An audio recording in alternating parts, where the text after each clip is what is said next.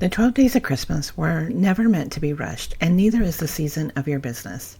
Hey there, welcome back to Gab Sessions with Stephanie Marie, aka Gabbie. It's Sunday, there are 11 days until Christmas, and we're in the final stretch of the 90-day CEO sprint. Today's episode is about setting yourself up for the week ahead without rushing the season you're in. Because Sundays, especially inside the CEO sprint, aren't about catching up or pushing harder. They're about positioning.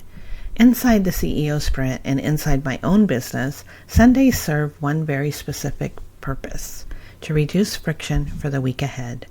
Not to plan everything, not to fix everything, not to cram in what didn't happen last week, just to create clarity, alignment, and ease. A forecast for what the week is going or should look like. That's what I teach my clients, and it's what I practice myself. A good Sunday answers 3 simple questions. What matters this week? What can wait? And how do I want to feel moving through the days ahead?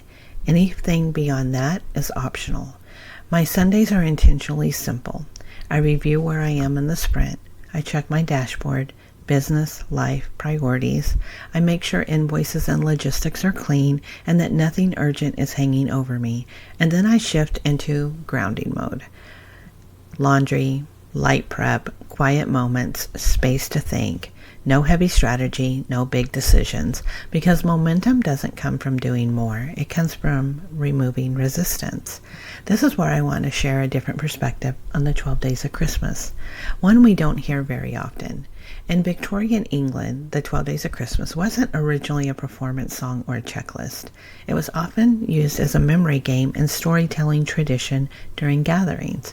Each verse were built on the last. You had to remember what came before. Miss a line and you were out.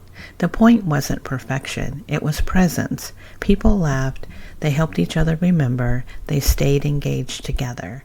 The repetition wasn't about accumulating more. It was about attention, continuity, and connection.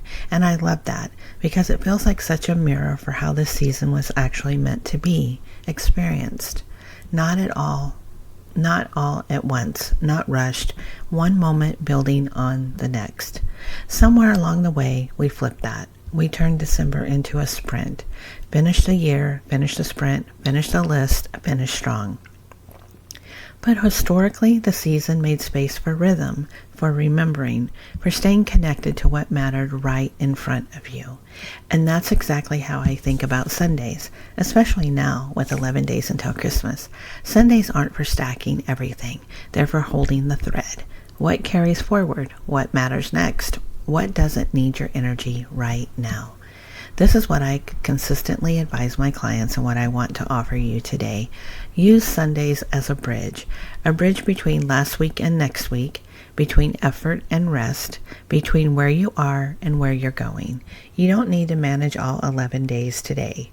You just need to support the next few steps. Here's a simple Sunday CEO check-in you can use today. What's the one priority that truly matters this week? Not 10, 12, 15, 5, 3, 1. What can be simplified or postponed? What can I prepare today so Monday feels easier?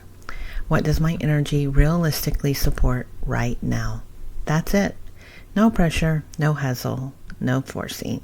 As we close out the 90-day CEO sprint, the year and this season of daily podcasting, there's one thing I keep coming back to, and it's something I tell my clients all the time. Success isn't built by pushing nonstop. It's built by creating rhythms you can actually live inside. Sundays are part of that rhythm. Let today be lighter. Let it be intentional. Let it be just enough. You've got this. Your version of success is exactly right for you, and that's how it's meant to be.